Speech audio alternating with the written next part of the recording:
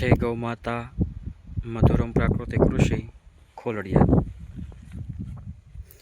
આપ જોઈ શકો છો કે પાક ફેરબદલ હોવા છતાં પણ સારામાં સારી રીતે ધરતી માતાને લીલી ચાદર ઓઢાડી શકીએ છીએ, જેને આપણે આચ્છાદન કહીએ છીએ. એનો સંપૂર્ણપણે ડેમો અહીંયા આ મધુરમ પ્રાકૃતિક કૃષિની અંદર થયેલ છે, જેની અંદર કપાસ, આંતરપાકની અંદર તરબૂચ, કાકડી, મગ, મઠ, મકાઈ, ચોળી, તલ જેવા પાકોનું વાવેતર કરેલ છે, જેના થકી સ્ટેપ બાય સ્ટેપ આપણને પ્રોડક્શન પણ મળતું રહેશે.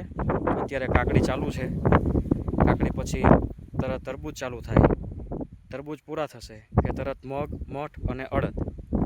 એના પછી તલ, જો વરસાદ વધારે સારો થાય તો તલ ન થાય, પણ આચ્છાદન અલગ અલગ પ્રકારનું ડેબ્રીજ જે છે એ ધરતી માતાને મળે, જેનાથી કાર્બનની વધારે માત્રા થઈ શકે છે.